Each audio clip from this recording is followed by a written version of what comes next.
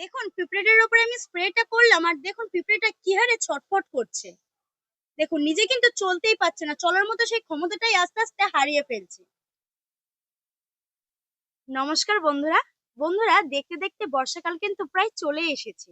আর এই বর্ষাকালে আমাদের প্রত্যেকের বাড়ির আনাচে কানাচে বিছানাপত্রে যেখানে দেখবেন শুধু পিঁপড়ে পিঁপড়ে আর পিঁপড়ে। পিঁপড়ের উপদ্রব এতটাই বেড়ে গেছে যে আমরা প্রত্যেকেই কিন্তু খুবই বাজেভাবে বিধ্বস্ত হচ্ছি বা খুবই বাজেভাবে অসুবিধায় পড়ছি। আর যেসব বাড়িতে ছোট ছোট বাচ্চা আছে তাদের কিন্তু ভীষণ অসুবিধা, কারণ ছোট ছোট বাচ্চারা তো আর বোঝে না, যখন গিয়ে পিঁপড়ের গায়ে হাত দিতে যাবে তখনই কিন্তু পিঁপড়ে বাচ্চাকে কামড়ে দেবে। তো আজকে আমি আপনাদেরকে এমন একটা রেমেডি শেয়ার করে দেখাবো যেটা আপনারা পিঁপড়ে থেকে মুক্তি পাবেন। শুধু পিঁপড়ে থেকে নয়, আজকের এই রেমেডিটা আপনারা বাড়িতে কিন্তু ঘরও মুছতে পারবেন। মাত্র জলের মধ্যে 2 চিপি মতো দিয়ে যদি ঘর মুছেন, এতে করে আপনারা মশা মাছি পোকামাকড় সবকিছু থেকে রেহাই পাবেন। তাহলে চলুন বন্ধুরা, আজকে আর আমি বেশি কথা বলবো না, আজকের এই ভিডিওটা আপনারা দেখে নিন। শুধু একটাই রিকোয়েস্ট করব, যদি আমার চ্যানেলে আপনি নতুন হয়ে থাকেন অবশ্যই আমার চ্যানেলটিকে সাবস্ক্রাইব করে আমার পাশে থাকবেন। তাহলে চলুন দেখে নিই আজকের রেমেডিটা। তো এই রেমেডিটা বানানোর জন্য এখানে আমার মাত্র এই 3টে উপকরণই লাগবে। তো প্রথমেই আমাদের লাগছে এখানটায় ডেটল, লাগছে ভিনিগার, আর সব থেকে ইম্পর্টেন্ট যে জিনিসটা সেটা হচ্ছে হিং। বন্ধুরা, হিঙের গন্ধ কিন্তু পিঁপড়ে একদমই সহ্য করতে পারে না। তো এবার আমি এই 3টে জিনিস দিয়ে যে রেমেডিটা আপনাদেরকে তৈরি করে দেখাবো সেটা কিন্তু হবে পিঁপড়ের জম। তো দেখুন আমি কিভাবে রেমেডিটাকে তৈরি করে নিই। এখন একটা বাটির মধ্যে আমি এখানে বেশ কিছুটা পরিমাণ জল নিয়ে নিচ্ছি। তো আমি এই রেমেডিটা একটু বেশি করেই বানাবো, কারণ আমাদের বাড়িতে কিন্তু পিঁপড়ের প্রচুর উপদ্রব। তো এবার আমি এই জলের মধ্যেই দিয়ে দেবো ডেটল। তবে বন্ধুরা, আপনাদের যদি ছোট ফাইল হয় সেক্ষেত্রে আপনারা কিন্তু সেখানটায় 2 ছিপি ডেটল দিয়ে দেবেন। তো যেহেতু আমার এটা বড় বোতল সেই কারণে আমি এখানে 1 ছিপি ডেটল দিয়ে দেবো।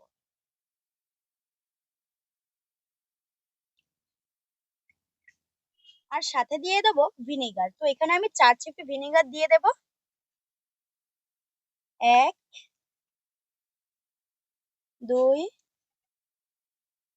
3, 4। এরপর সবশেষে দিয়ে দেবো হিং। তো বন্ধুরা, আমার কাছে যে হিংটা ছিল সেই হিংটা একটু ঠান্ডা লেগে জমাট বেঁধে গেছে। এই দেখুন, আমি আপনাদেরকে দেখাচ্ছি বের করে, একদম কিন্তু ঠান্ডা লেগে জমাট বেঁধে গেছে। তো বন্ধুরা, আপনাদের কাছে যদি গুঁড়ো হিং থাকে সেক্ষেত্রে আপনারা চা চামচের হাফ চামচ হিং এর মধ্যে দিয়ে দেবেন। তো এখানে আমার জমাট বেঁধে গেছে, তাই এখান থেকে আমি পরিমাণ বুঝে হাফ মতো নিয়ে নিলাম। নিয়ে জলের মধ্যে দিয়ে একটু ভালোভাবে মিশিয়ে নেবো। এবার সবকিছু ভালোভাবে একটু মিক্সড করে নিতে হবে।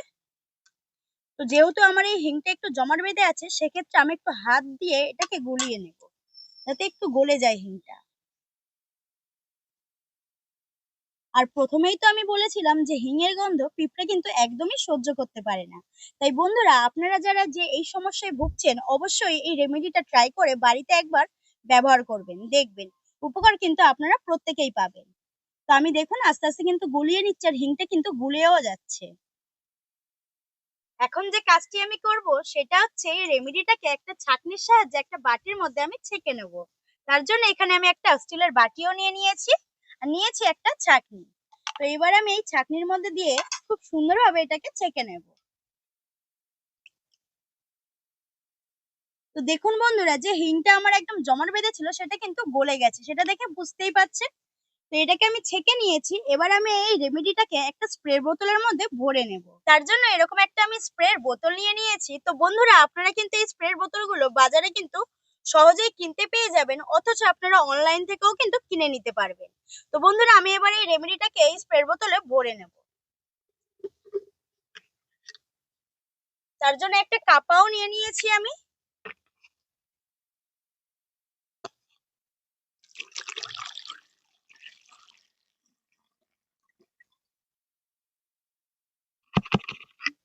এবার ঢাকনাটাকে আমি লাগিয়ে নেব।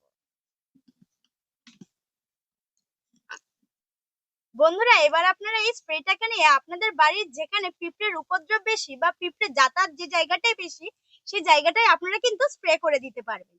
তো আমার বাড়িতে যেখানটায় জায়গা মানে পিঁপড়ের যাতায়াতটা বেশি আছে আর পিঁপড়ের উপদ্রবটা বেশি আছে সেখানে আপনাদেরকে চলুন স্প্রে করে দেখিয়ে দিই।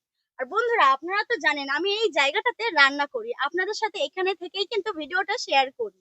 তো আমার এই আশেপাশে কিন্তু প্রচুর পরিমাণে পিঁপড়ে, তো আমি সেখানে স্প্রে করবো আর আপনাদেরকেও দেখিয়ে দেবো। আসুন বন্ধুরা, এইদিকে দেখুন পিঁপড়ে গুলো কিন্তু ঘুরছে, তো আমি এখানেই কিন্তু স্প্রে করে দেব। স্প্রে করে দেওয়ার সাথে সাথেই কিন্তু দৌড়ে পালিয়ে যাচ্ছে। দেখুন হিঙের গন্ধ আছে যেহেতু, যে কারণে কিন্তু একদম তারা গন্ধ সহ্যই করতে পারবে না। দেখুন আস্তে আস্তে কিন্তু ছটফট ছটফট করতে করতে কিন্তু মরেও যাচ্ছে। দেখুন পিঁপড়েটার ওপরে আমি স্প্রে করে দিয়েছি, আর পিঁপড়েটা দেখুন আস্তে আস্তে কিন্তু দুর্বল হয়ে যাচ্ছে। এই দেখুন তখন কিন্তু ছুটছিল, আর এখন কিন্তু আস্তে আস্তে সেই ছোটার মতো সেই ক্ষমতাটাই হারিয়ে ফেলছে। তো বন্ধুরা আপনারাও কিন্তু বাড়িতে এই রেমেডিটা ব্যবহার করুন তৈরি করে। দেখুন এই জায়গাতে আমি অল্প একটু চিনি ছড়িয়ে দিয়েছিলাম যাতে আপনারা একটু বুঝতে পারেন।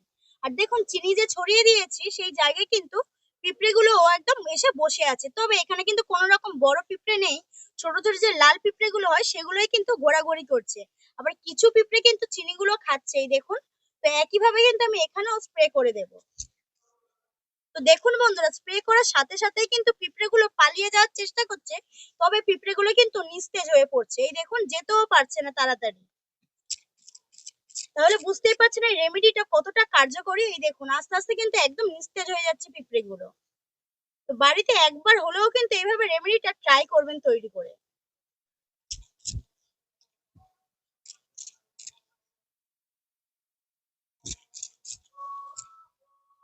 দেখুন পিঁপড়েটার উপরে আমি স্প্রেটা করলাম, আর দেখুন পিঁপড়েটা কি হারে ছটফট করছে।